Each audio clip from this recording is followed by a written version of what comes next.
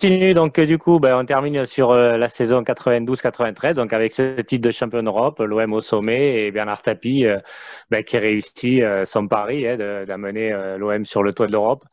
Donc, on le voit beaucoup d'émotions. Hein. On a tous ces images en tête. Il est sur le terrain, il a les larmes, il essaie de cacher l'émotion, mais bon, il n'y arrive pas et tant mieux. Et voilà, tout le monde se tombe dans les bras, Goethals, Bernès, etc., etc., et tout le staff. Et donc, c'est vrai que on est au sommet, quoi. On est au sommet on est sur le toit du monde, quoi. C'est vrai que c'est des moments que, enfin, on n'oublie pas, quoi. Bon, certes, les images, on les a vues et revues, mais bon, elles restent gravées, quoi. Ah oui, je pense qu'on a toujours les mêmes frissons à revoir ça. C'est vrai qu'on a on voit Bernard Tapie avec Pascal Pro qui est bien plus jeune Voilà, c'est justement, celle-là. fait C'est celle-là. lui tend le micro.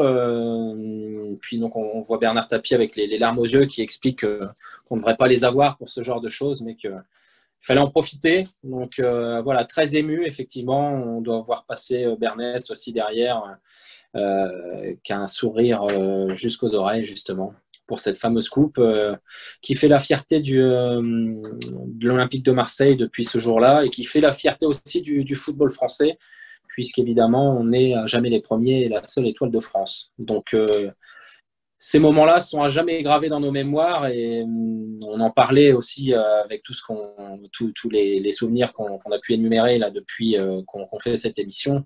C'est un vrai plaisir et on le sent certainement à notre façon d'en parler. On a le sourire, j'ai des frissons quand tu me parles de la Coupe d'Europe. Voilà, Ah, c'est un immense plaisir, un immense bonheur. Je pense qu'ils ne pouvaient pas nous rendre plus heureux que ça.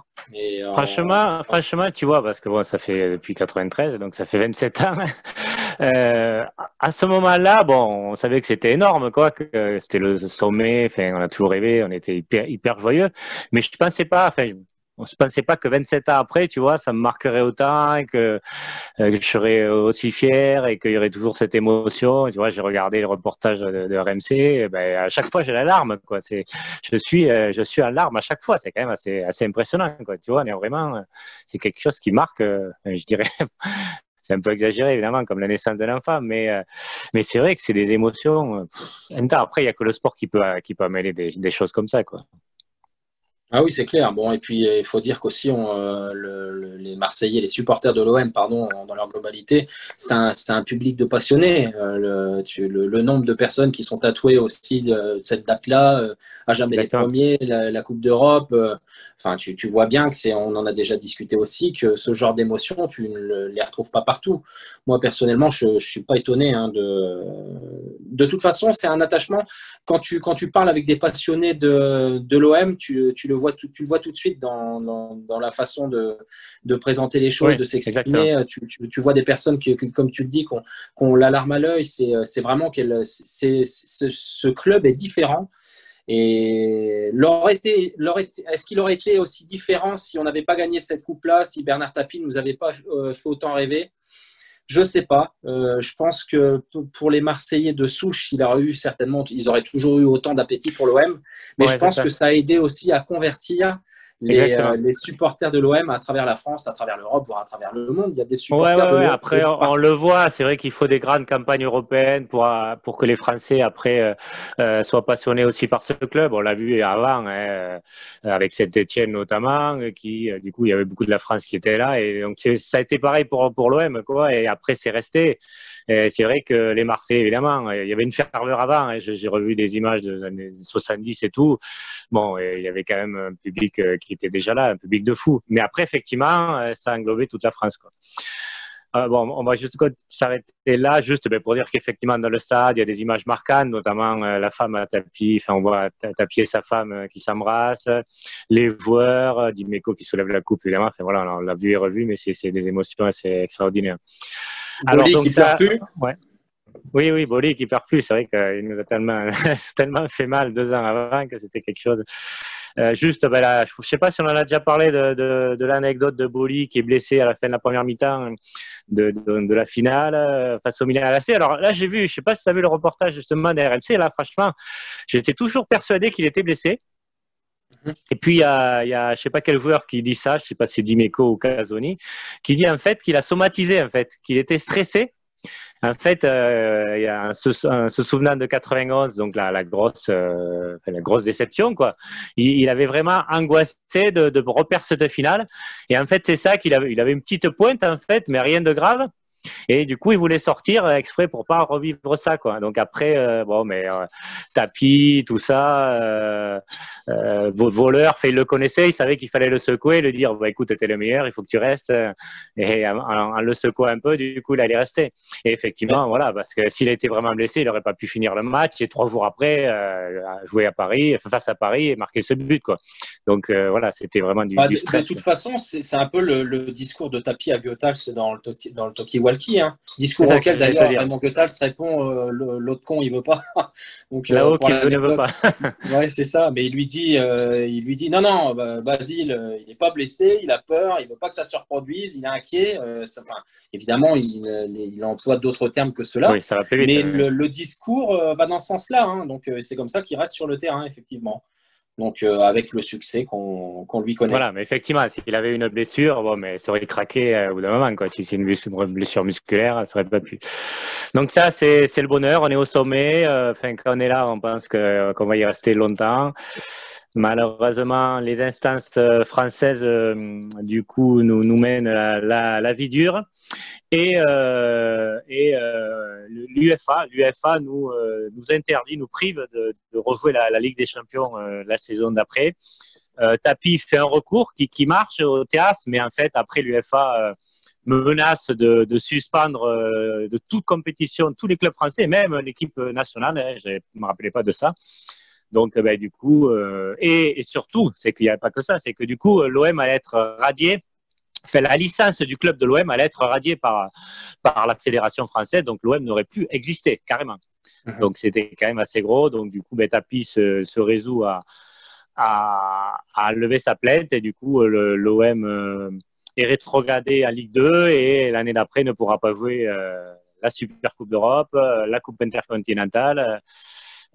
Et voilà. C'est de l'acharnement. L'acharnement, vraiment. C'est de l'acharnement ce qui s'est passé. C'est extraordinaire. D'autant plus qu'en plus, tu peux remonter l'année d'après. Et évidemment, on dit non, vous les Marseillais, vous allez rester une année de plus, ça va vous faire du bien. Enfin, évidemment, j'extrapole, mais c'est un peu ça. On te disqualifie de la Champions League, mais on t'autorise à jouer la Coupe UEFA. Qu'est-ce que c'est que ces décisions qui sont prises? Alors, évidemment, en 2020, il y a toujours des décisions qu'on peut contester. Mais là, si tu veux, c'est un petit peu on manquait déjà d'oxygène et on nous a clairement fait comprendre qu'on n'avait plus le droit de respirer à ce moment-là. C'est lamentable.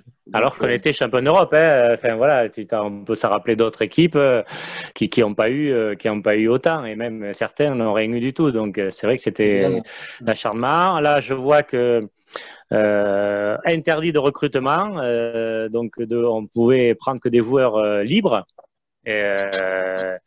Donc, du coup, forcément, il y a beaucoup qui doivent partir. Hein, donc, on est obligé de vendre des joueurs et forcément d'avoir une équipe beaucoup moins importante. Mais malgré tout, Bernard Tapie recrute des joueurs internationaux proches de la retraite et donc libres, dont Tony Cascarino, qui a été une sacrée trouvaille.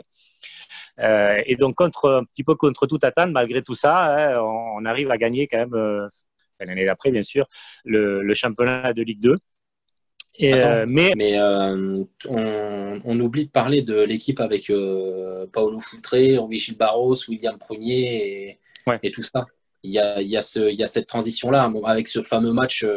Tu as dû voir les images il n'y a pas longtemps au Parc des Princes où ça part en vrille complètement avec Georges Weah qui déglingue Fabien Barthès là, et avant que le championnat de Ligue 2, justement, il y a cette équipe-là derrière. Ouais, c'est vrai.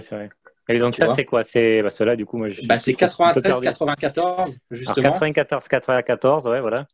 93-94, et donc c'est l'année qui précède la descente aux enfers, malheureusement. C'est un peu l'année de transition. D'ailleurs, c'est lequel de titre qu'on nous retire? C'est celui-ci ou celui d'avant? Je ne sais plus. C'est le titre de champion de 93. Hein. 93, ok. Mais ça devait faire 5 ans d'affilée, 5 titres d'affilée, du coup, on n'a que 4. Donc, regarde, tu verras, avant ça, il y a cette transition-là. Il y a William Prunier, il y a Dutuel qui vient aussi d'Auxerre. Alain Bokchik, Marcel Desailly et Paolo Foutré, qui parviennent à combler le déficit créé par la privation de compétitions internationales. Puisqu'à l'époque, Tapi misait à chaque fois sur une participation en Coupe d'Europe et une place en haut du classement. Et donc, du coup, ça a aussi tout foutu en l'air de ne pas avoir ces rentrées d'argent, quoi. Les recettes de télé, voilà, donc c'était forcément terrible, quoi. Ouais, bah oui, c'est ça. Effectivement, bon, malgré tout, l'équipe de la transition tient quand même la route, hein. Il y a une belle équipe, un peu moins encore fournie avec les remplaçants. On verra l'ébauche de l'équipe qui ira en Ligue 2 après, avec Amada Jambé, Marc Libra. Je pense que tous les supporters de l'OM aiment ce joueur parce qu'il donnait tout. Il a rendu bien des services. C'était vraiment un bon joueur. Mais comme tu le dis, effectivement, dès le début, on perd des gros joueurs. Et effectivement, Foutré, lui, de mémoire, n'est là que pour le début de saison. Ouais, c'est ça, ouais, voilà. Ah, c'était un beau joueur, c'était un joueur technique, élégant. Ouais, c'était intéressant. Oui, tout à fait. Et on a encore, il y a Bogossian, par contre, qui est là. Voilà. Enfin, c'est compliqué cette transition, en tout cas, parce qu'en fait, entre le moment sanction, voilà, on va dire que disons que du moment que la sanction tombe de la Fédé et de l'Europe, bon, mais voilà, on avait une équipe qui pouvait encore tenir la route, même si certains joueurs étaient partis, mais voilà, donc jusqu'à ça, quoi. C'est ça. Donc du coup, on est rétrogradé en Ligue 2, donc ce qui conduit le club à la faillite. Hein. C'est voilà, donc avec en Ligue 2 à l'époque, c'était 10 fois inférieur aux recettes à celles de la Ligue 1. Aujourd'hui, c'est plus le cas, c'est quasiment équilibré, enfin pas équilibré, mais je pense que c'est beaucoup moins important, quoi. À l'époque, c'était un trou abyssal entre la Ligue 1 et la Ligue 2, quoi. Donc voilà, donc que des joueurs libres, ok, mais malgré tout, donc on fait une super saison, on remonte. Mais toujours en dépôt de bilan, en fait. Et du coup, on se voit interdire par la DNCG, et notamment par... Alors voilà, j'ai noté ça, je ne me rappelais pas non plus, je savais qu'il y avait un acharnement, mais je ne savais plus trop. Présidé par André Soulier, donc, qui était le président de la DNCG, mais aussi président du Parti républicain dans le Rhône, et qui était adversaire politique déclaré de Bernard Tapie. Donc, il y avait un peu jugé parti quand même, quoi. Un petit peu, oui, effectivement. Alors, ouais, voilà. Oui, vas-y. J'ai une déclaration justement de Tapie sur ça. Donc, à la suite de cette décision qu'il juge scandaleuse, Bernard Tapie déclare que tant que je resterai président de l'OM, toutes les décisions relatives au club seront défavorables. Je dois donc partir, et il démissionne de la présidence de l'OM, disant que ce jour est l'un des plus tristes de sa vie. C'est certainement un des plus tristes pour nous également. Ah oui, quand même, c'est clair. Enfin voilà, je veux dire, encore une fois, on est relégué administrativement. On sait qu'on est relégué aussi. Il y a autre chose que le football. Et même nos adversaires font semblant de ne pas le reconnaître, mais on le sait tous de toute façon. Moi, donc, tu vois, j'ai 12 ans à ce moment-là, je le vis mal, hein, la descente de Marseille en Ligue 2. C'est terrible à ce moment-là. Quand tu es jeune, tu perds quelque chose ou quelqu'un. Parce que, comme tu le dis, en plus, la Ligue 2, ça n'avait aucun rayonnement. Pour te donner un exemple, pour moi, la Ligue 2, à l'époque, c'était la SBO, c'était Beauvais, imagine. Donc, l'OM jouait contre Beauvais en Division 2, puisqu'en plus, on ne parlait pas de Ligue 2, c'était la Division 2 à cette époque-là. J'ai eu beaucoup de mal à m'en remettre. Et par contre, on a eu quand même des joueurs. C'est pour ça qu'il y a quand même certaines personnes qui mériteraient quand même un peu plus de considération, ou qui mériteraient de la considération tout court, parce qu'il faut quand même se rappeler que tu descends en Ligue 2. Bon, déjà, on garde Fabien Barthès. Un peu comme certains l'ont fait quand la Juve est descendue en Ligue 2. Ouais, il y a quelques joueurs qui sont restés. Hein. Qui sont restés. Fabien Barthez reste, et tu peux voir des joueurs emblématiques comme Marcel Dib qui reviennent. Amada Jambé était là l'année d'avant, on en a discuté. Tu as Ferreri qui est là aussi. Tu as Jean-Philippe Durand qui est encore là. Enfin voilà, ce sont des joueurs qui avaient un avenir certainement ailleurs, encore en Ligue 1, dans de très gros clubs, et qui sont restés. Voilà, qui sont restés certainement pour le Marc Libra, j'en ai parlé tout à l'heure évidemment, pour l'amour du maillot, et ce sont des personnes de toute façon que tu vois toujours porter l'OM, en tout cas, et montrer leur attachement à ce club à l'heure actuelle. Donc pas étonné. Mais tu vois, un peu plus de considération pour ces personnes-là, ou un bel hommage. Alors évidemment, nous, à notre modeste niveau, c'est ce qu'on fait en le rappelant. Mais je suis quand même très fier de ces joueurs-là, en tant que supporter de l'OM. En Ouais, plus, clairement, clairement. oui.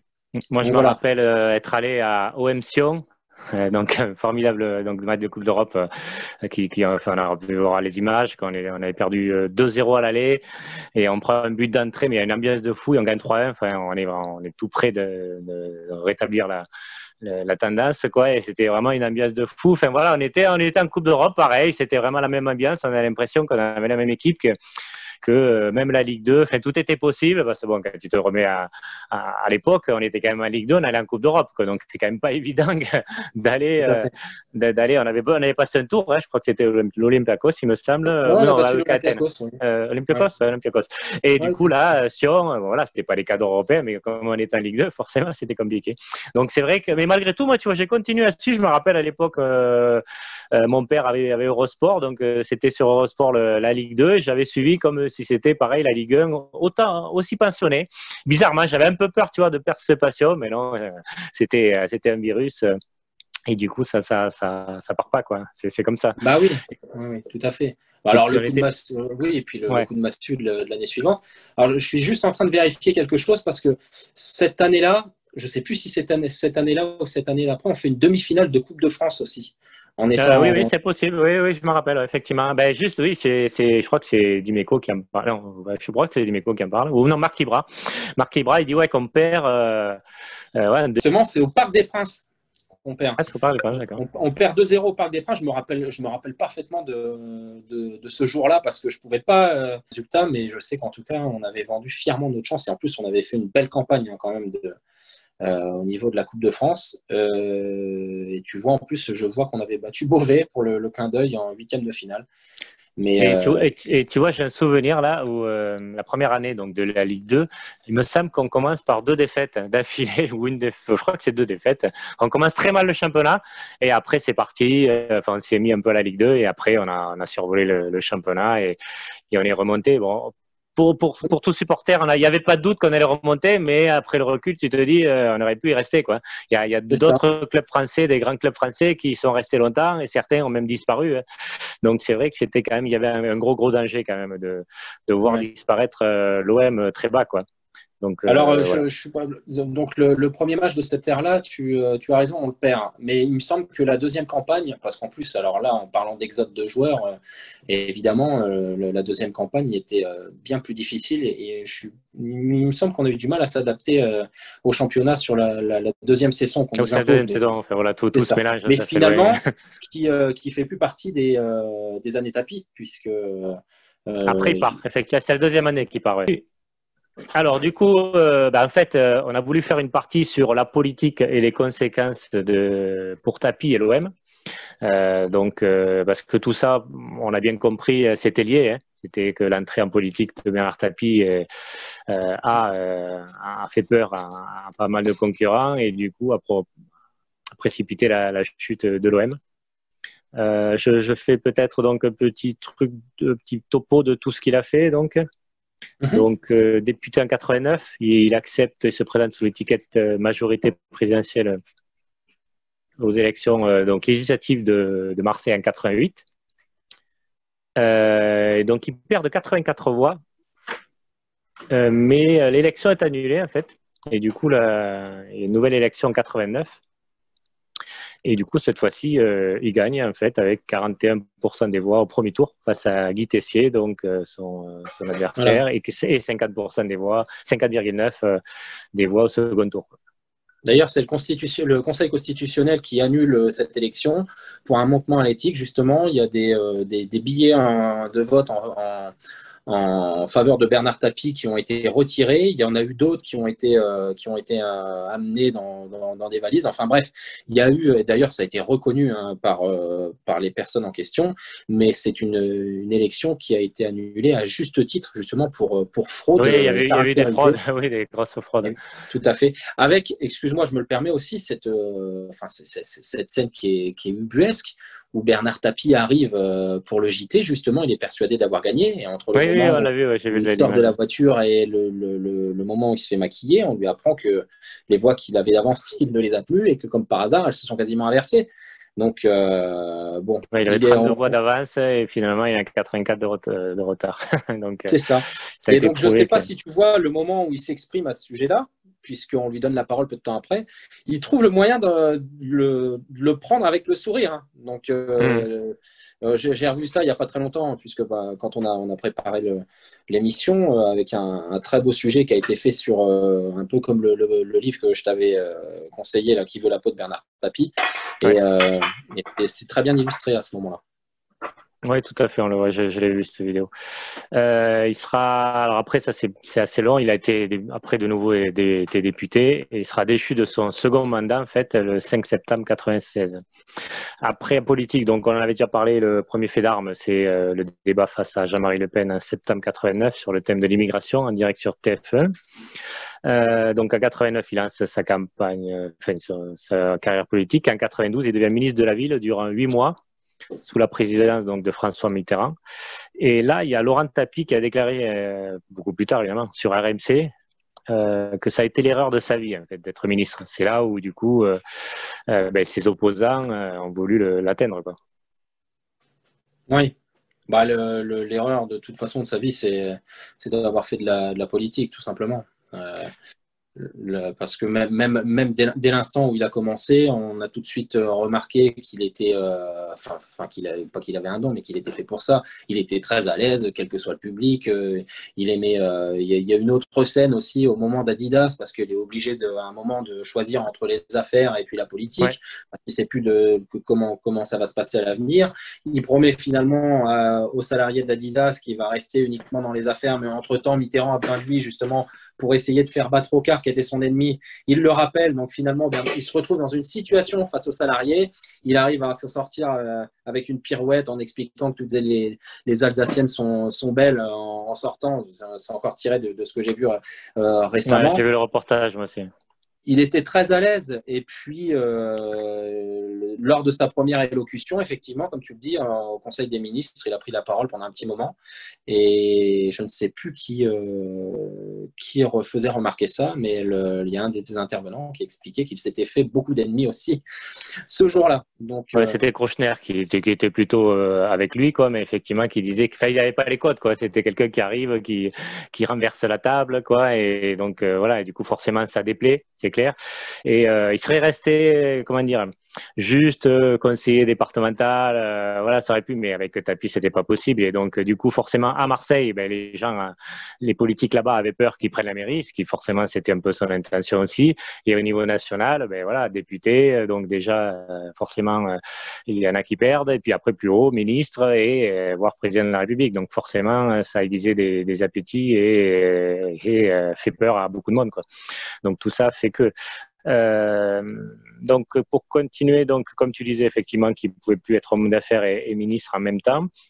Donc il est appelé par Pierre Bérégovoy, donc il accepte donc de quitter les affaires et il démissionne de son poste de ministre le 23 mai 92 pour une sombre affaire qui en fait après il y aura eu un non-lieu en décembre 92 et donc il réintègre le gouvernement le même mois en fait, hein.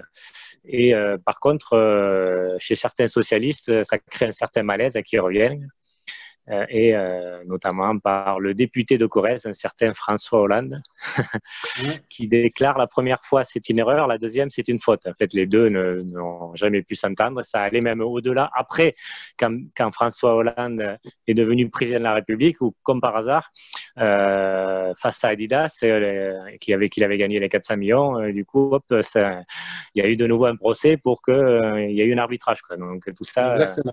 c'est vraiment une guerre qui n'est plus, qui est que politique, quoi.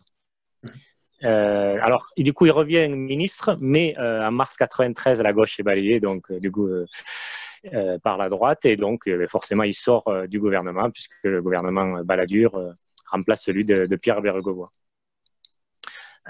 Exactement. Donc, ouais. Juste, avec... je termine pour les... Vas-y, pardon, qu'est-ce que tu voulais dire? Non, non, vas-y, excuse-moi, je pensais que Je tu avais termine terminé. juste ce qu'il a fait, après comme ça on expliquera la chute.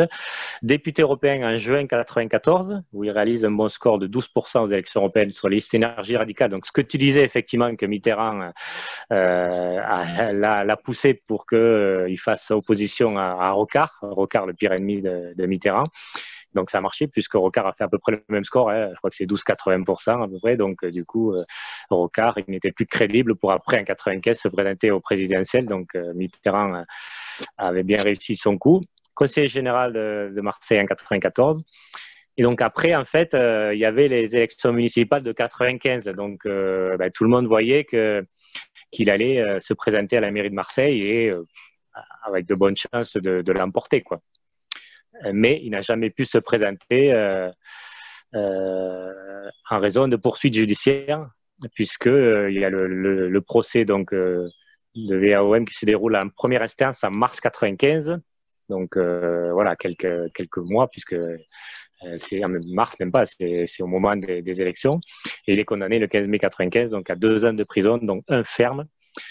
Peine qui a été ramenée en appel en novembre 95 à 2 ans de prison, dont 8 mois ferme et une inéligibilité de 3 ans. Donc, tout ça, pourquoi? Pour expliquer pourquoi on dit tout ça, c'est qu'en fait, pour expliquer la chute de Bernard Tapie et de facto, forcément, de l'OM aussi, quoi. Les deux sont liés, quoi. C'est que, bon, à la limite, il y aurait eu que des affaires sportives, on va dire. Il n'y aurait pas eu de politique, l'OM n'aurait pas été condamné autant, on l'a vu, il y a eu d'autres exemples, et il n'aurait pas pris 8 mois de plus, même le juge Montgolfier, plus tard, l'a dit. Il a dit 8 mois, c'était démesuré pour une affaire sportive, quoi. Donc forcément, il y avait derrière les politiques qui appuyaient pour pas qu'ils puissent se présenter, notamment soit à la mairie de Marseille en 95 ou soit aux élections présidentielles de la même année, quoi. Oui, de toute façon, l'OM a trinqué dans cette histoire. Exactement. Évidemment, on est l'effet de la réussite de Bernard Tapie, tout simplement. Enfin, la chute de l'OM, c'est l'effet c'est la conséquence de sa réussite. Il faisait tellement peur. Donc, le seul moyen comme tu le disais tout à l'heure, il aurait très bien pu aller jusqu'à la présidence, hein. Bon, évidemment, on ne le saura jamais. Mais à droite comme à gauche, on avait tellement peur de Bernard Tapie qu'à un moment, on s'est posé la question de savoir comment on allait le faire tomber. Et tout simplement, on l'a fait tomber en prenant l'OM. Donc voilà, le club a été pris en otage. Évidemment, comme tu le disais, Tapie a eu cette réflexion très juste qui disait que de toute façon, tant qu'il serait président de l'OM, toutes les décisions qui seraient prises en faveur du club seraient défavorables. Et on l'a vu et d'ailleurs on l'a bien senti, hein, puisque comme tu le disais aussi, cette fameuse année on nous laisse une nouvelle fois en Ligue 2. Enfin voilà, l'Olympique de Marseille c'était devenu un club qu'on voulait plus regarder et qu'on ne voulait plus regarder parce que son propriétaire, enfin son président était Bernard Tapie. Donc bon, c'est dommage. Finalement, on aura connu la grandeur. On se sera retrouvé sur le toit de l'Europe. Et finalement, on aura connu aussi une chute qui était quand même, enfin, dont on parle encore aujourd'hui. Beaucoup en parlent d'ailleurs sans savoir et sans connaître ce qui s'est passé, l'histoire qu'on raconte actuellement. Et d'ailleurs, on ne va pas dans les détails parce que ce qui nous intéresse, nous, c'est plutôt le côté sportif dans l'émission qu'on fait. Mais voilà, difficile quand même, comme tu le dis, en plus, toujours avec des décisions qui arrivaient à un moment qui étaient toujours défavorables pour le club, quoi. Donc voilà, le procès de VAOM, bref, tu sais, on ne peut pas le certifier non plus, mais on sait très bien que les dés étaient pipés de toute façon. Donc à la fois sur les 8 mois dont tu parlais tout à l'heure. Enfin, voilà, c'était couru d'avance. Il y avait, pour le coup, la justice ne l'était pas. Elle n'était pas juste. Ce qui était pas visé, c'était pas Bernès et Dely. Voilà, hein, c'était plus haut, forcément. On a commencé par Bernès et Dely, mais forcément, c'était le patron qui était visé. Ce qui est le plus injuste, en fait, c'est dans cette histoire, c'est surtout le fait de ne pas pouvoir disputer la Super Coupe d'Europe et la Coupe intercontinentale qui n'avaient absolument rien à voir avec le championnat. Même la Coupe d'Europe, à la limite. Mais voilà, ça n'a absolument rien à voir. C'est pas des faits. S'il y a des faits, c'est un championnat, c'est pas une Coupe d'Europe. Donc ça, c'est très juste, quoi. C'est très, très injuste. Et le fait après la première année d'avoir été rétrogradé, d'interdire de remonter, quoi. Ça, c'est, voilà, ok, tu as été sanctionné très durement et tu remontes sur le terrain, donc sportivement. Et le fait effectivement d'interdire de pouvoir remonter, ça, c'était quand même un peu abusé. Et clairement, comme on l'a dit tout à l'heure, c'était le président de la DNCG qui était un adversaire politique et donc qui disait, bon, il faut que Bernard Tapie parte. C'était clair, quoi. Il y a Le Gret aussi. J'ai fait beaucoup de déplacements. Tous les derniers déplacements à Guingamp, je les ai fait en COP. Et les supporters de l'OM ont de la mémoire. On a toujours un petit message sympathique à lui faire passer à celui-là. Il y a un petit truc, ouais, ça reste toujours en travers de la gorge, c'est clair. Exactement, parce que lui fait partie des protagonistes, pardon, qui nous ont envoyés au fond du trou. Hein. Donc voilà, on verra par la suite que paradoxalement, il faisait partie des personnes qui étaient enchantées du futur de retour de Bernard Tapie, enfin en tout cas en façade, évidemment. Mais je pense que pour tous supporters de l'OM qui se respectent, l'image de Noël Le Gret est à bannir. Après, ça allait très loin. De toute façon politique, instance sportive, tout est mêlé finalement, jusqu'aux instances européennes également, parce que comme tu le disais de toute façon tout à l'heure, comment on arrive justement à lier tout ce monde-là, parce que finalement à chaque fois donc sont des instances différentes. Donc on décide également de passer de la Champions League à l'UEFA. Enfin, il y avait quand même quelqu'un qui tirait les manettes là-dedans, qui arrivait à faire le lien entre les uns et les autres.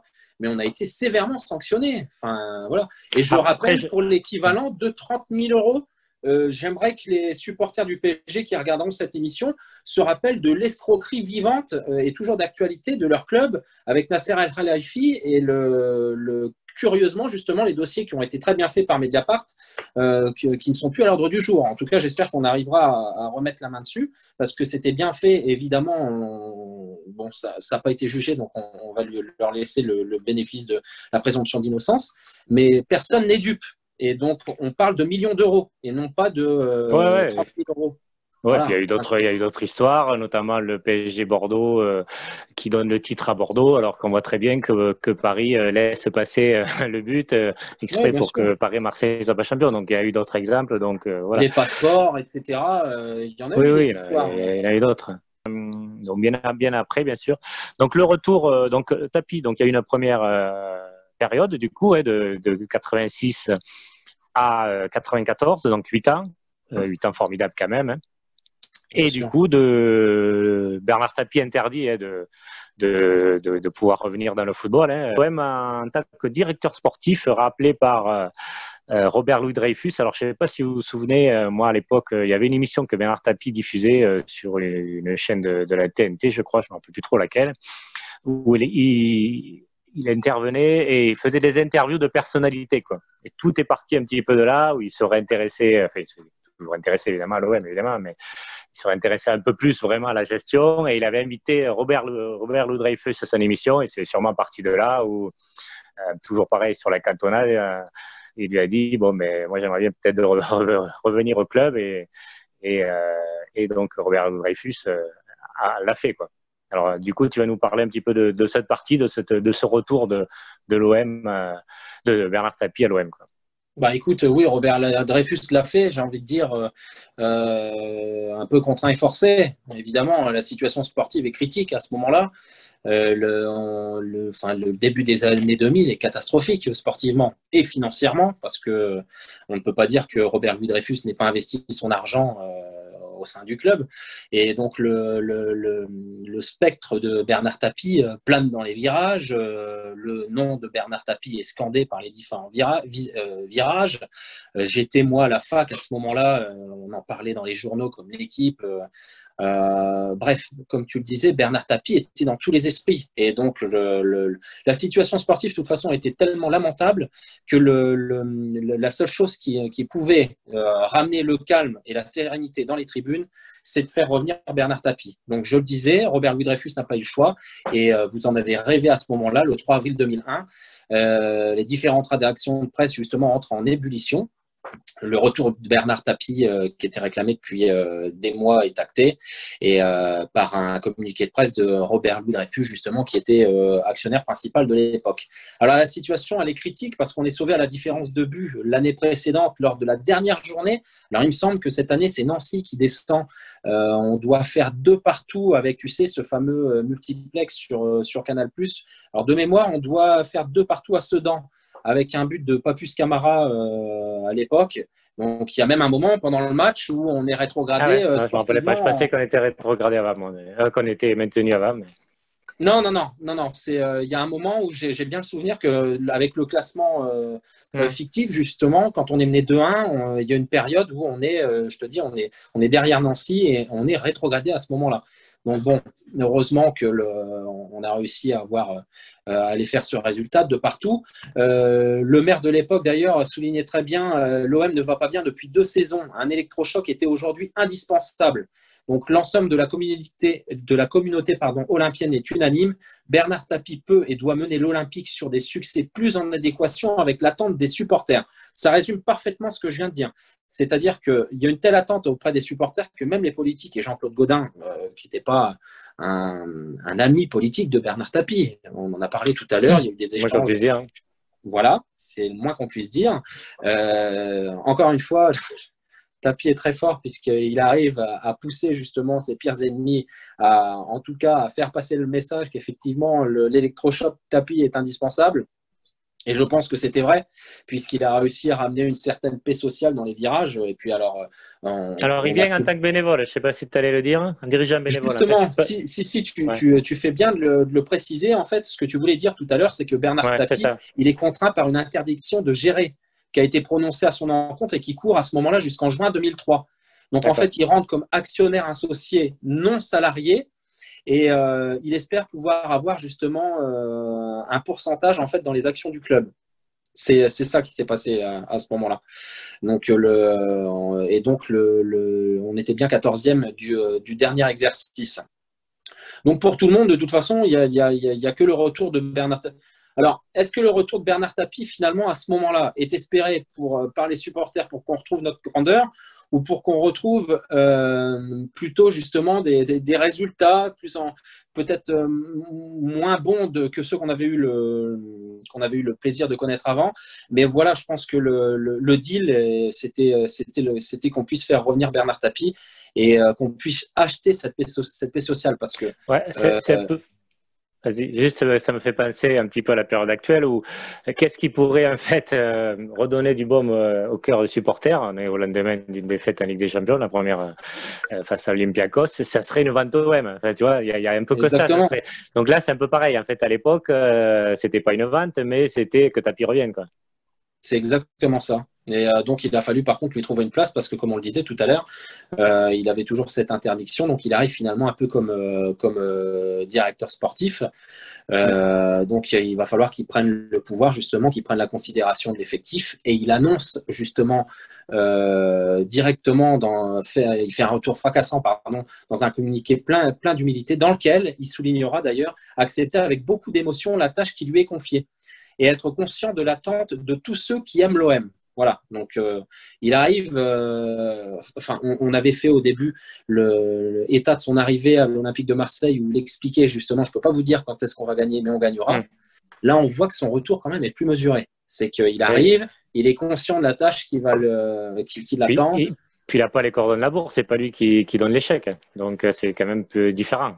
Quand tu es un président délégué et quand tu es actionnaire, tu n'as pas le même poids, quoi. Évidemment. Donc là, on pourra faire des conclusions tout à l'heure sur le retour de Bernard Tapie. Finalement, est-ce qu'il aura été bénéfique? Qu'est-ce qu'on aura réussi à ce moment-là et où est-ce qu'on aura échoué? Mais le fait de ne pas avoir le portefeuille était un handicap considérable pour lui. Donc, il est important aussi de rappeler que Robert Louis Dreyfus, il s'est longtemps opposé à l'hypothèse de revenir celui que j'appelle le plus grand président que le football français ait connu. Donc évidemment, le retour de Tapie, il n'est pas réclamé depuis 3 semaines. Hein. Il est réclamé depuis des mois et des mois. Et le nom de Bernard Tapie est revenu dans le bureau de Robert Louis Dreyfus plusieurs fois avant qu'il daigne accepter de le reprendre. Donc, il est d'ailleurs pas le seul à ce moment-là à revenir sur ses positions. J'en ai parlé un petit peu tout à l'heure. Noël Le Graët, qui était, il y avait le président Gérard Bourgoin aussi, le maire de Marseille, Jean-Claude Gaudin, les anciennes gloires de l'OM. Tout le monde se félicite de ce retour clinquant. Mais les espoirs en fait qui sont placés entre les mains de Bernard Tapie cachent quand même une situation financière plus compliquée, une signature sportive qui ne l'est pas moins.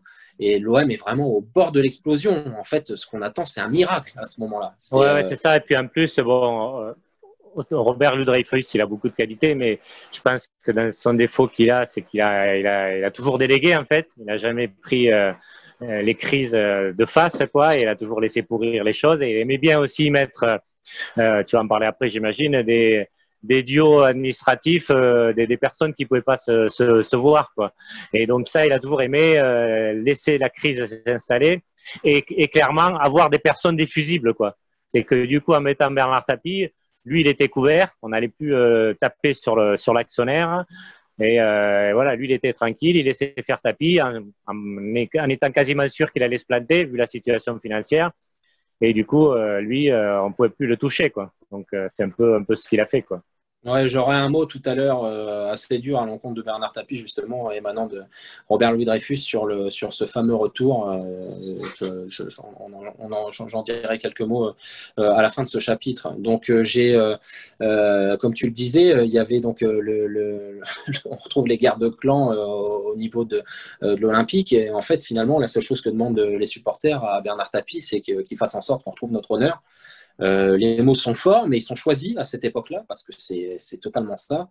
On parlait de l'époque qu'on a vécue en Ligue 2 en 94, donc là, on est en 2001. À cette époque-là, donc moi, j'ai 19 ans.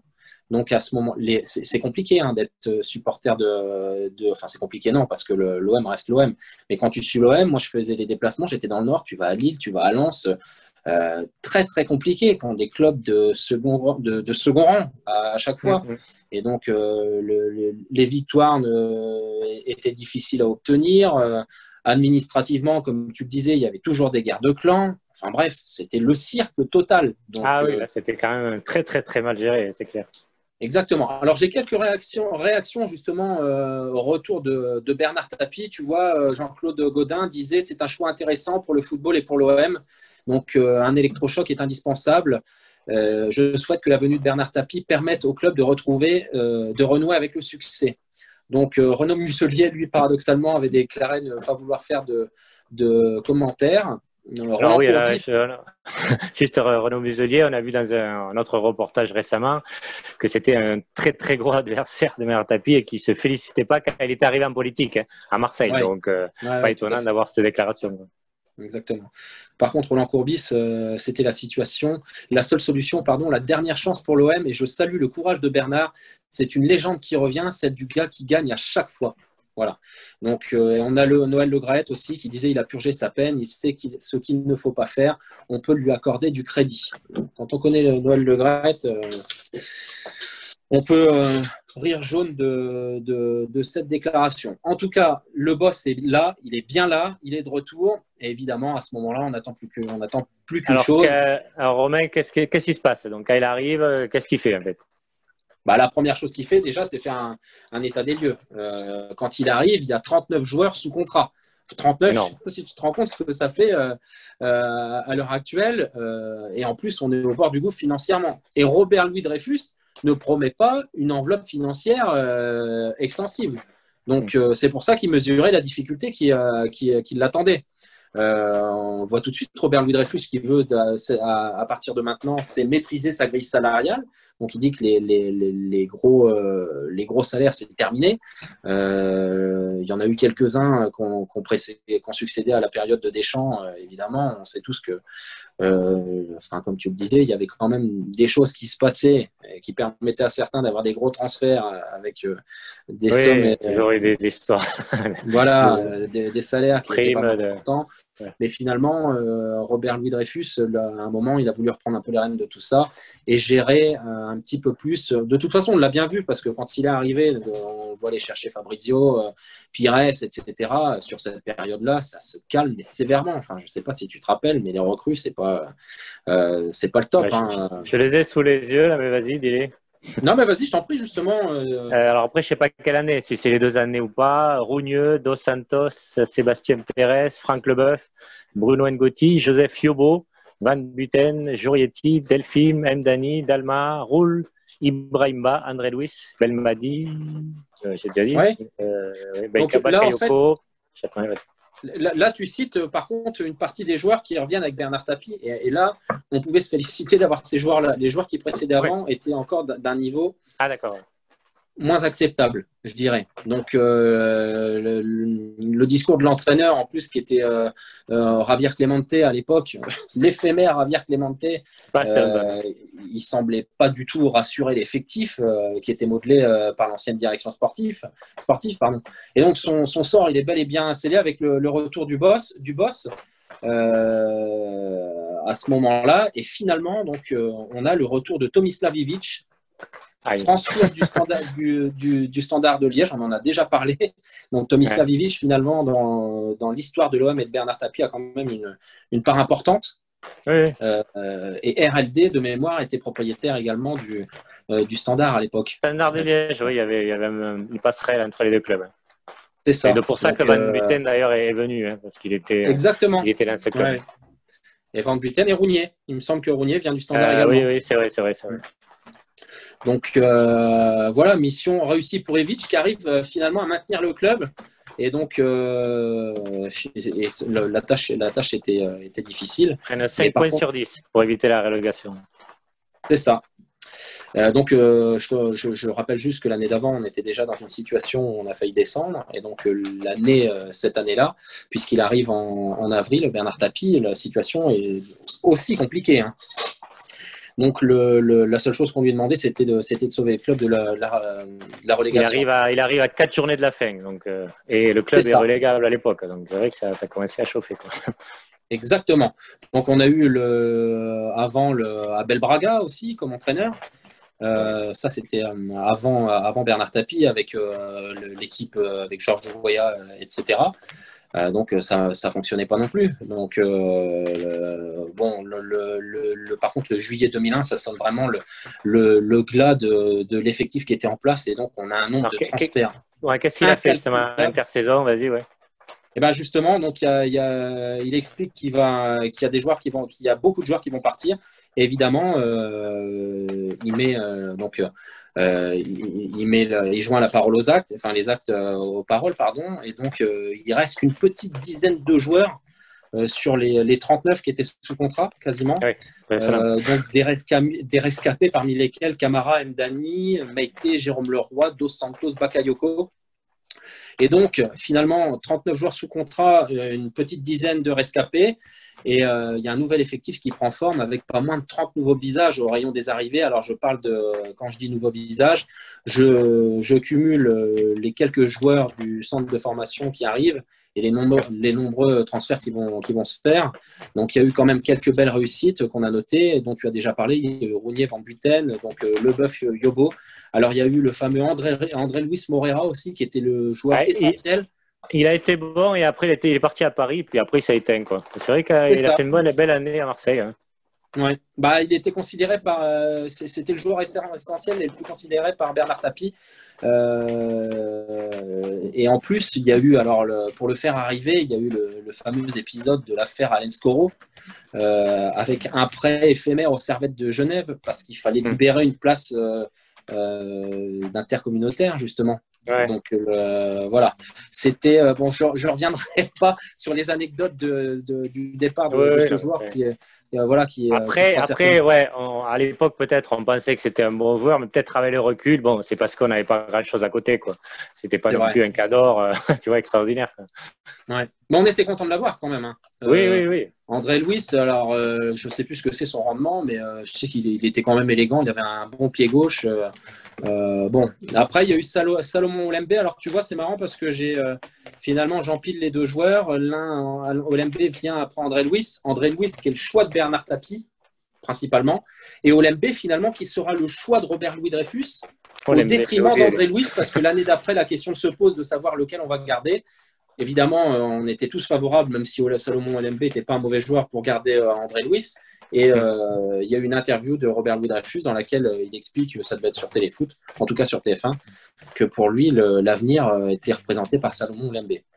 On a eu au rang des réussites un joueur qui évoluait avec des chaussures blanches aussi, que moi personnellement j'ai adoré sur les 6 mois qu'il a fait à l'OM. C'est Alfonso, qui était transfuge du FC Barcelone, donc qui a dû mettre la bagatelle de 7 ou 8 buts justement sur la deuxième partie de saison, mais qui était quand même un très bon joueur. Et c'est là où, si tu veux, je rejoins un peu ce qu'on a pu entendre de personnalité, comme je fais un parallèle, mais c'est un peu la situation qui m'y oblige. On a tous lu cette interview d'Olmeta qui expliquait quand tu avais certaines personnalités à la tête du club, tu pouvais faire venir des joueurs en prêt du Real de Madrid parce que tu connaissais Zidane, parce que tu connais. Et là, finalement, tu vois que l'arrivée de Bernard Tapie, c'est un peu justement le parallèle de ce que vient de dire Olmeta. Tu vois, donc on arrive quand même à avoir Alfonso, Olembe, enfin Joseph Yobo, lui, n'était pas connu, mais tu fais revenir Franck Leboeuf. Mais c'est clair, quand tu as des réseaux, Tapie avait des réseaux, même si il y avait un petit laps de temps qui s'est passé, mais tu as des réseaux avec d'autres clubs, tu as déjà fait les transferts, tu connais des agents, donc forcément, c'est facilité. On le voit quand tu es actuellement, si tu es proche de Mendes, Georges Mendes ou d'autres grands agents, mais c'est plus facile. Donc forcément, c'est pour ça que tu peux attirer des grands joueurs comme ça, quoi. Exactement. Alors à l'époque, donc comme je te l'ai dit tout à l'heure, lui, Bernard Tapie confirme ce qu'il avait mentionné en arrivant, c'est-à-dire que les départs seront nombreux. Force est constaté qu'il a tenu parole. À ce moment-là, il y a aussi le spectre de Laurent Blanc qui plane, donc, qui est considéré justement comme le meneur ou comme le taulier dont a besoin le club. Et donc c'est Bernard Tapie qui le juge de cette manière-là. Malheureusement, Laurent Blanc, enfin malheureusement pour nous, il préférera continuer à Manchester United cette année-là, où il terminera champion d'Angleterre justement. Mais là, c'était vraiment la priorité, c'était de faire revenir le président, puisqu'on avait déjà eu le plaisir de l'avoir sous nos couleurs. Et ça ne s'est pas fait, un peu comme un autre joueur dont je vais parler après. Bon. Il y a certaines personnes, donc il y a certains dossiers qu'on est obligé d'évoquer. Il y a eu le dossier Pascal Nouma, donc on a eu le dossier Valentin Rongier, mais il y a quelques temps, il y a eu le dossier Pascal Nouma, donc avec une histoire de contrat qui n'avait pas été homologué finalement. Je crois qu'il n'avait pas pu jouer les 6 premiers mois parce que le contrat aurait dû arriver avant le 31 août, et puis finalement il avait été signé quelques minutes après. Donc la commission juridique n'accepte pas le contrat et voilà, il sera requalifié en joker. Enfin bref, depuis tout à l'heure, des anecdotes, il y en a en tout cas. L'actualité est riche et d'ailleurs, selon les dires, c'est ce qui empêchera aussi l'arrivée du Ruud Djorkaeff, parce que la volonté du club était de le faire venir. Alors, il devait être à Kaiserslautern de mémoire à l'époque. Le club allemand, je tiens à le préciser, par contre, n'a jamais vraiment voulu préciser ses faits. Je crois qu'ils ont même dit qu'ils n'avaient pas forcément eu d'offre de la part de l'OM. Mais ce qu'attendait justement l'OM, c'était de pouvoir recruter Djorkaeff en joker, et ça n'a pas pu être le cas avec cette fameuse histoire de Pascal Nouma. Donc Tapie dit à ce moment-là, je le veux, et lui veut venir. Donc malheureusement, ce genre de dossier en fait va continuer d'accentuer les désaccords de la guerre des clans, puisqu'il y a un gros désaccord entre Bernard Tapie et Dubiton. Puisque c'est administratif de l'époque. C'est ça, puisqu'en fait le problème à ce moment-là est administratif, et donc beaucoup se sont demandé si ça n'avait pas été volontaire justement de la part de Dubiton pour essayer d'évincer Bernard Tapie ou de lui faire porter une certaine responsabilité. Bon, de toute façon, lui, ce dernier, je pense que Dubiton, personne n'en garde un très bon souvenir. Bon vent à lui, il est évincé du club en septembre 2001. Pour le bien de tous, Bernard Tapie donc arrive à sauver sa place et à convaincre Robert Louis Dreyfus de ne plus avoir cette espèce d'antagonisme entre des personnes qui ne pouvaient pas se voir. C'est une lutte très violente quand même entre les deux. Ah oui, je crois qu'ils, enfin, je ne veux pas dire de bêtises, mais il me semble qu'ils en sont même venus aux mains, hein, D'accord. Bernard Tapie et Dubuisson. Alors, je pense que l'épisode que tout le monde attend que je cite, et toi aussi, tu dois te demander à quel moment je vais en parler, c'est notre épisode de Mario Balotelli-Ano d'il y a quelques. On a eu Rongier, on a eu Balotelli, mais on a eu Mario Exact. Ah, Jardel. je l'avais oublié celui-là, mais c'est vrai que oui, Voilà, tu en reparles. c'est ça. Donc, le 14 juillet 2001, l'équipe annonce l'arrivée de Mario Jardel, lui que les supporters olympiens attendent encore aujourd'hui. Il était à la commanderie, hein, il était quand même, il était déjà au centre, au Robert Dreyfus. Enfin voilà, c'était pas que du vent, quoi. Il était vraiment là Ouais. pour signer, quoi. Alors, je sais plus, j'ai plus la mémoire pour te dire ce qui s'est passé, mais il a eu cette déclaration, Jardel, qui consiste à dire: je regrette beaucoup, sincèrement, j'aurais beaucoup aimé jouer en France, à Marseille. À l'époque, je disputais la Copa América avec la Seleção et je n'avais pas pu signer le contrat. Il y a eu quelques problèmes avec certains agents. Voilà ce qu'il a déclaré après. Oui, c'est possible. Il y a toujours, de toute façon, des agents qui essaient de faire monter les enchères pour gagner quelques euros à la fin, quoi. Ah oui. Bon, alors À là, l'époque c'est des sûr francs. que. C'est vrai, effectivement. Donc, j'ai parlé surtout du niveau des transferts, de la restructuration de l'équipe, mais il y a aussi une réorganisation du staff technique à ce moment-là. Donc, Bernard Tapie démet de ses fonctions Tomislav Ivic, qui était en poste depuis avril, justement, du fait notamment de sa fatigue physique. Donc, il remplace néanmoins plus tard le duo composé de Joseph Skoblar et Marc Lévy. Alors, ça, ce sont des noms, évidemment pas pour Skoblar, mais dans le cadre de cet intérim que j'avais totalement oublié, le 31 août 2001. Donc, ces derniers ayant déjà succédé à José Anigo, en poste depuis le 25 juillet 2001. Donc, Ah oui, on a ça y est, là. Ivic, Anigo, le duo, donc justement, après composé de Skoblar et de Marc Lévy. Et donc, il y a une anecdote qui est assez rigolote de Franck Leboeuf qu'il a eue sur RMC Sport. Donc, on lui posait une question sur sa relation avec Tomislav Ivic. Et donc, il répond: quand j'ai signé à Marseille et que je l'ai rencontré, il m'a dit: c'est un honneur de travailler avec toi. Une fois l'entraînement terminé, il m'a dit: ça a été un honneur de travailler avec toi, je suis viré. Je n'ai jamais vu ça de ma vie. Voilà. Donc, Ah, c'est impressionnant. ouais. Ouais, Donc, après, bon, ouais. Tomislav Ivic, lui, il s'éloigne définitivement des terrains le 29 novembre 2001 du fait de problèmes de santé récurrents. Alors, il avait toujours son adjoint, mais je pense qu'on peut le créditer au rang des. Enfin, je ne sais pas ce que tu en penses, mais on peut quand même le mettre au rang des réussites des choix de Bernard Tapie. Donc, il arrive à maintenir le club. Oui, Lors de son après, bon, je pense qu'effectivement, comme il le connaissait, il avait déjà appris avant. Il savait comment il fonctionnait. Il savait, bon, c'était, comme je l'ai déjà dit, c'est pas un entraîneur offensif, mais après, c'est un entraîneur très rigoureux. Donc, pour sauver un club de la descente, c'était peut-être judicieux et ça va plus vite. Quand tu connais une personne qui, en plus, connaît le club, bon, mais il n'y a pas de délai avant qu'il s'intègre bien au club, quoi. Donc, c'était pour aller plus vite, je pense. Tout à fait. Donc, il a un bilan général de 8 victoires, 10 nuls et 4 défaites, pour un retour en plus qui est quand même tronqué par les problèmes de santé à ce moment-là. Donc, effectivement, comme tu le disais, il avait déjà été débarqué une première fois en 91, justement pour son jeu qui avait déjà été jugé trop défensif. Et finalement, c'est ce qui nous a sauvés quelques années après. Donc, pour le remplacer, encore un nom que j'avais oublié, Zoran Vujovic, 30 novembre 2001, puis Albert Raymond le 10 décembre 2001, assureront la continuité. C'est vraiment la valse des entraîneurs. Hein. Donc, on a la valse des transferts, des arrivées, des départs. C'était la même chose pour les entraîneurs. Hein. Donc, concernant le staff, Bernard Tapie, à cette époque-là, il s'appuie principalement sur son homme de confiance qui était, comment s'appelle-t-il, sur son homme de sur différents hommes de confiance, pardon. Il y avait aussi le préparateur physique qui était plus connu pour être un athlète, justement, qui était Jean-Charles Troisbal. Tu te rappelles certainement. Ah oui, exact. Oui. Donc, il assurait plusieurs fonctions. Il était bien seul à ce moment-là. Et il y avait aussi l'intendant Louis de Souza, d'ailleurs, que j'ai vu dans le reportage, qui était très proche du boss et qui sera remercié, lui, justement, après l'éviction, entre guillemets, de Bernard Tapie, justement, pour la relation assez fusionnelle qu'il avait avec le boss. Mais du coup, il y avait pas de président. Il y avait que l'actionnaire au-dessus ou il y avait un président? Ça, je me rappelle plus trop. Comment ça se passait? Il n'y avait pas de président à ce moment-là, justement. Pas de président. Il y avait que l'actionnaire. Non. Donc, non, il puisque était, le en fait, président, finalement… oui, c'était Tapie. Il était président délégué et directeur sportif. Quoi. Il faisait les deux, en gros. C'est ça. Donc, il avait quelques hommes de confiance. Je ne l'ai pas noté, mais il me semble que Fratani était déjà faisait partie des hommes de son retour à ce moment-là. Mais non, il n'y a pas de président, justement.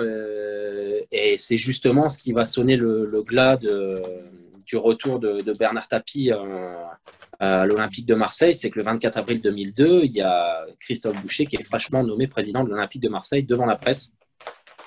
Et il explique justement que Bernard Tapie ne jouera plus aucun rôle à l'OM la saison suivante, si ce n'est celui de conseiller sur le recrutement. Donc à partir de ce moment-là, la chasse des fidèles de Bernard Tapie est ouverte. Comme je te le disais, Luis Souza est démis de ses fonctions. De quoi ça vient tout ça, d'après toi? Qu'est-ce qui s'est passé pour qu'on on l'écarte petit à petit en fait? Après, si tu veux, même si le Bernard Tapie, à ce moment-là, on est peut-être content de son retour, mais il y a toujours des guerres d'influence. Même si Louis Vuitton n'est pas là, on sait très bien que de toute façon, Robert Louis Dreyfus, ça ne l'enchantait pas forcément d'avoir fait revenir Bernard Tapie. Et pourquoi il fait revenir Bernard Tapie, justement? Il fait revenir, donc c'est Franck Leboeuf qui lui pose cette question-là. Il lui dit, mais pourquoi vous avez voulu faire revenir Bernard Tapie? Et donc, lui explique qu'il a recruté, donc il avoue à Franck Leboeuf avoir recruté Bernard Tapie pour tuer le mythe. Oui, donc, il lui dit que de toute façon, c'était très bien. Soit Tapie réussit, on est champion, soit Tapie revient et ça ne fonctionne pas, et il a tué le mythe. En fait, c'est ce qu'il cherchait principalement. Ouais, comme je disais tout à l'heure, effectivement, que lui, en fait, il avait tout à y gagner, Robert Dreyfus. Alors, c'est assez machiavélique, hein, on ne le voit pas forcément comme ça, mais il en a fait quand même des belles comme ça. Hein. Exactement. Donc, ce qui explique aussi qu'il n'y ait pas d'enveloppe financière. Enfin, voilà, les dés étaient pipés, encore une fois. Le problème de Bernard Tapie, surtout quand il a entre la politique et l'OM, c'est que les dés étaient souvent pipés. Et là, il l'était clairement. Donc, oui, là, il n'y avait pas de marge de manœuvre. Donc, on finit apparemment 15e, premier non relégable dans un championnat à 18 clubs. Hein. C'est ça. Donc, voilà. Et après, Bernard Tapie sera la saison suivante. C'est ça, oui, on finit 15e, ça c'est lors de l'année d'avant, pardon. Ouais. L'année d'avant, parce que là, quand Bernard Tapie s'en va, on a une modeste 9e place. Donc, bon, c'est là où on voit que malgré quelques coups d'éclat, Bernard Tapie, il est muselé et il le constate à ses dépens de toute façon qu'investir avec un chéquier qui n'est pas le sien est très très compliqué. Ouais, j'ai noté aussi qu'il disait que le comportement des joueurs en général avait changé, avait beaucoup changé. Donc c'était compliqué peut-être à avoir le même management qu'à l'époque, quoi. Bah oui, et puis de toute façon, là, ce qui était compliqué aussi, c'est que t'avais les proches de Tapie et ceux qui l'étaient moins. D'après ce que j'ai compris, Franck Leboeuf ne l'était pas forcément, mais tu t'aperçois que l'effectif était aussi tiré entre deux clans, encore une fois. Entre les pros et les anti, quoi. Exactement. Donc voilà, et tu me parlais du président tout à l'heure, finalement. Donc on en nomme un, l'arrivée de Christophe Boucher, qui scelle définitivement l'avenir de Bernard Tapie. Alors toi, tu t'en penses quoi un petit peu justement du retour de Bernard Tapie au vu des événements à ce moment-là? Tu penses qu'il est plutôt réussi? Tu penses que de toute façon, le but de réussir n'était pas la priorité? C'est quoi ton avis à ce niveau-là? Alors, au moment, si tu veux, j'étais comme tout le monde. Effectivement, je voulais le retour de Bernard Tapie. C'était vraiment quelque chose que j'espérais. Alors, évidemment, c'était la nostalgie, quoi, hein, de l'époque dorée. Et après, j'avoue que j'ai pas un gros souvenir de cette époque-là et que j'avoue que, en étant honnête, j'avoue que c'était pas une réussite, quoi. Ça n'a pas été une grosse réussite, son passage. Et que finalement, tu vois, bon, on en parle forcément, je le sais, je connais l'histoire, mais pour moi, Bernard Tapie, c'est la première période, quoi. C'est pas la deuxième période, quoi. Pour moi, ça a arrêté en 94, quoi. Alors évidemment, comme je te disais tout à l'heure, j'espérais son retour, mais j'avoue que c'était une grosse attente quand il est revenu, mais on était un peu dans le déni, quoi. On savait que c'était pas possible, quoi. Et que finalement, quand il est parti, bon, ça n'a pas été, comment dire, émotionnellement, ça n'a pas été aussi fort et aussi pénible qu'en 94, quoi. Oui, bien sûr. C'est dur à dire comme ça, mais c'est un peu le cas, quoi. C'est que le départ est très bizarre, hein. Le départ, le nouveau départ de cette, bon, parce que la première fois, de toute façon, il s'en va parce qu'il a clairement pas le choix. Mais là, finalement, on l'aide à prendre un petit peu ses distances. Et puis à ce moment-là, Bernard Tapie il fait une pièce de théâtre, il a le cinéma. Là, enfin voilà, il est passé à autre chose. Donc il s'éloigne petit à petit, j'ai envie de dire. Le souvenir que j'ai, si tu veux, c'est que c'est pas brutal en fait aussi. Donc c'est peut-être pour ça qu'on l'a digéré différemment. Peut-être. Et je pense que même lui, tu vois, il voulait revenir parce que forcément, il voyait que le club était dans la nasse. Donc forcément, comme il l'avait mené aussi haut, ça lui faisait mal au cœur de voir ça. Mais quelque part, je ne sais pas s'il était vraiment investi à fond. Enfin, peut-être investi évidemment, mais émotionnellement, quoi. Tu vois, j'ai l'impression qu'il était quand même pas complètement à fond, quoi. Et que quelque part, bon, il a essayé, il a vu que c'était plus possible. Donc peut-être que même lui aussi, il était moins déçu de partir aussi, quoi. Enfin, ça, il faudrait voir avec sa famille pour voir. Mais ouais, j'ai oui, pas et puis... Non, vas-y, excuse-moi. Non, j'ai pas l'impression que même lui, tu vois, ça serait maintenant. Bah, évidemment, il sait il est revenu, mais un peu comme ce que je disais, quoi. Je pense qu'il est dans le même état d'esprit que comme j'étais, quoi. Son passage à l'OM, c'est 86, 94. Quoi. Ouais. Bon, après, c'est sûr que pour l'image, enfin le retour de Tapie pour tout le monde, moi je te dis, à cette époque-là, l'image que j'ai de Bernard Tapie, c'est quand il s'assoit justement et puis que le stade commence à scander son nom, Tapie, Tapie, donc il se lève avec une fierté, donc tu vois qu'il est heureux, tu sens qu'il a sa place. Ah ouais. Mais moi, mes conclusions de tout ça, pour m'être replongé dedans, parce que je t'avoue que ces années-là, c'est quand même un souvenir pas plus douloureux que la descente, mais c'est pas un très très grand souvenir.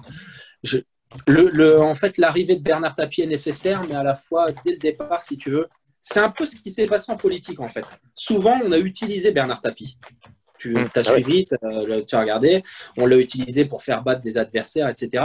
Et là, son retour, c'est un peu la même chose. C'est-à-dire qu'on va chercher Bernard Tapie pour obtenir quelque chose, encore une fois. Donc, dès le départ, en fait, tu sais que ça ne va pas marcher parce qu'à un moment, tu sais que tu ne vas plus en avoir besoin. Oui, c'est ça. À un moment, la paix sociale, tu la retrouves dans les virages. Il y a un moment où, malgré tout, même si tu finis 9e, évidemment, mais tu n'as plus les problèmes des années précédentes où tu étais relégable, on ne sort plus les joueurs dans les coffres de voiture. Enfin, tu vois ce que je veux dire? On l'a retrouvé. Donc, le problème de Bernard Tapie à ce moment-là, c'est ça, c'est qu'il est utilisé. Mes conclusions, c'est ça. On l'a utilisé, il a fait ce qu'il a pu avec certaines réussites. Mais je pense que je ne suis pas persuadé que lui-même pensait arriver à obtenir ce qu'il souhaitait en arrivant. Il mesure la difficulté et je crois que mais ça devait être encore bien plus important que ce à quoi il s'attendait. Oui, non, c'est sûr, c'était quasiment une mission impossible, quoi. Il n'y avait pas grand-chose à espérer. Sans argent, avec beaucoup d'effectifs, avec des luttes internes, avec ce que tu as dit. Lui qui peut-être qui à la fois était président délégué mais qui n'était pas actionnaire, donc c'est pas lui qui avait l'argent, donc c'est pas lui qui avait les clés du camion, quoi. Donc et puis c'est un autre poste aussi, même s'il faisait un peu tout quand il était président de l'OM. Malgré tout, il y avait quand même un directeur du football et tout, quoi. Donc c'était pas simple. On va terminer la conclusion, en fait. Que nous reste-t-il, en fait, de son passage? Qu'est-ce que tu en penses? Après, je conclurai aussi. Ce qui nous reste de son passage, déjà, c'est la Coupe d'Europe qui est fièrement… voilà, la Coupe d'Europe et l'étoile. Ce qui nous reste du passage de Bernard Tapie, ce qu'on a eu longtemps, c'était la situation des tribunes, finalement, qui s'est arrêtée peu avant l'arrivée de Franck McCourt, avec les abonnements, justement, qui étaient laissés un peu aux associations. Donc, il y a eu cette certaine manière de gérer. Mais malheureusement, il n'en reste pas grand-chose. Et c'est là où c'est triste. C'est qu'on avait beaucoup à gagner de s'inspirer de ce qu'il avait apporté au club. Et finalement, ces détracteurs ont préféré s'en détacher au détriment des résultats sportifs. Je pense que l'idée après, ça a été aussi de se détacher de Bernard Tapie. Peut-être que c'était compliqué aussi pour Robert Louis Dreyfus d'avoir toujours cette assimilation avec celui qui avait réussi. Et ça reste le plus grand, de toute façon, le plus grand président que le football français ait connu. On pourra me dire. Ah oui, ça, on est d'accord. Voilà, il en aura inspiré d'autres. Il aura inspiré Jean-Michel Aulas, justement, qu'on n'aime pas forcément, mais qui est un très bon président pour son club. Enfin voilà, il ne reste pas grand-chose. Il a marqué son époque de son empreinte, il nous a rendus fiers. Et je pense que finalement, ce qui reste le plus, c'est l'amour de tous les supporters de l'OM qui l'ont connu et qui ont connu cette fameuse époque où on a tout gagné. C'est une époque bénie, ouais, effectivement. Donc, du coup, oui, c'est des merveilleux souvenirs en tant que supporter, effectivement, avec lui comme président, donc le meilleur de l'histoire, comme je l'ai dit. De la nostalgie, forcément, de cette époque bénie, hein, mais aussi, ce que quand on le dit souvent avec l'époque actuelle, un président qui défend l'institution, en fait. Tu vois, le club qui est au-dessus, les joueurs y passent, mais l'institution reste. On doit défendre le club devant les instances, devant les commissions de discipline, devant l'UEFA, etc. Et inculquer aussi une culture de la gagne club, quoi, une culture club de la gagne. Et ça s'est perdu parce que justement, il y a pas un président comme ça, quoi. Tu vois. Exactement. Ouais. Enfin, ça s'est perdu. Ça s'est pas perdu ça s'est pas perdu à Lyon, hein, pour le coup. Oui, non, mais voilà, je parle au niveau de l'OM, quoi. Donc Exactement. après, effectivement, il y a un héritage, il y a un palmarès, il y a un savoir-faire, il y a une histoire, il y a une passion. Donc tout ça, ça reste. Mais effectivement, ça n'a pas été gardé par les successeurs, quoi. Ça reste dans l'inconscient collectif, on va dire. Et bon, le palmarès, ça reste tout le temps, évidemment. Mais le savoir-faire, il est parti, quoi. Mm-hmm. Qu'est-ce qui reste? On pourrait dire aussi qu'est-ce qui ne reste pas, parce qu'on nous a retiré injustement un titre de champion de France aussi.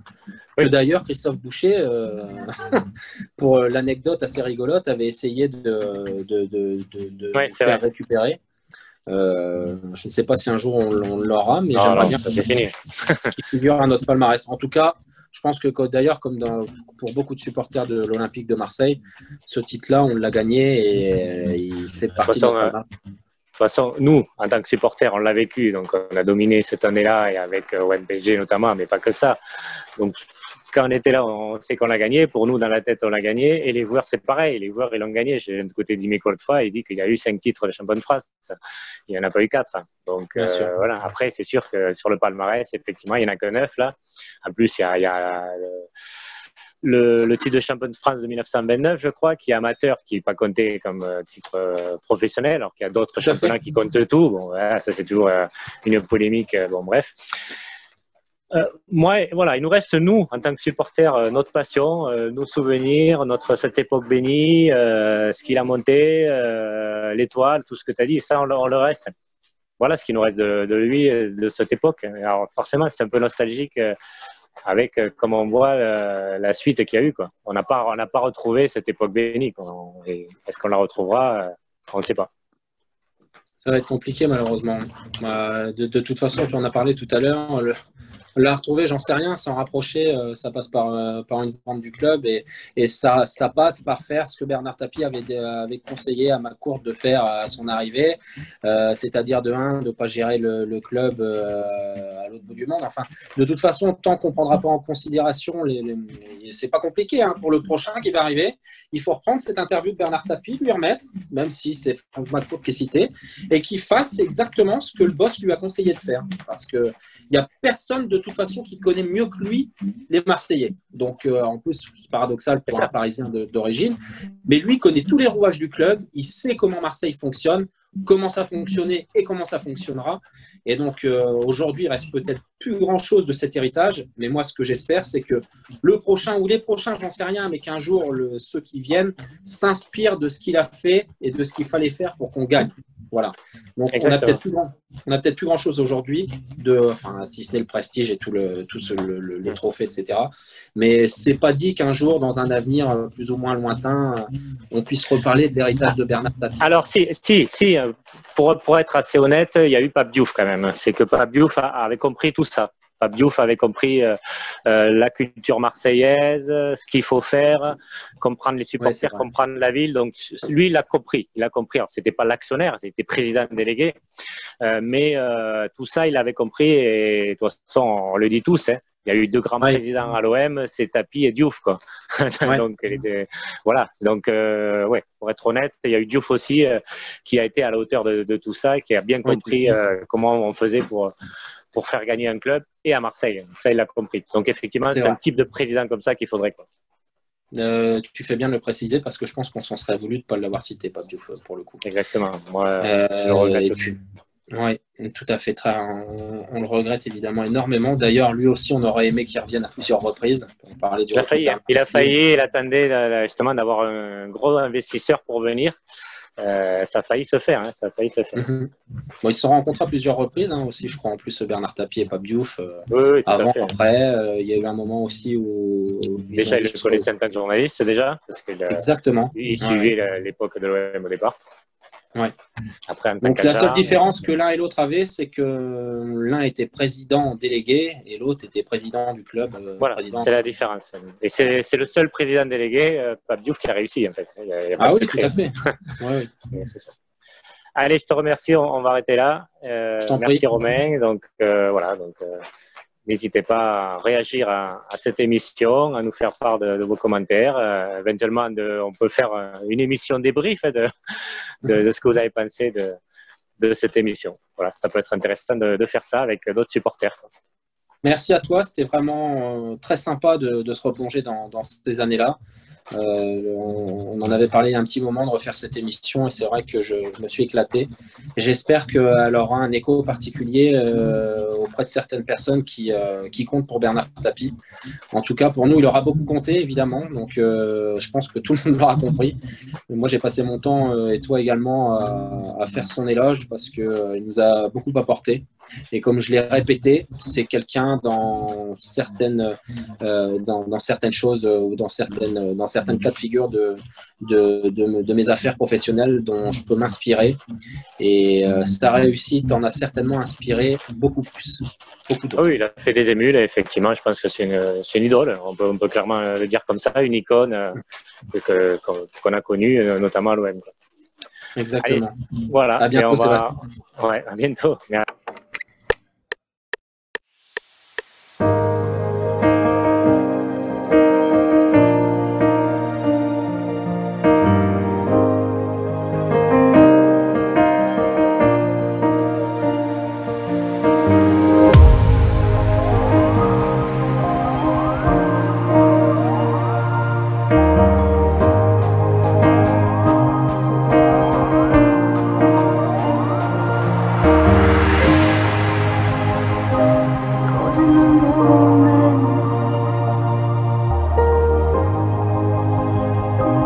Music is pain.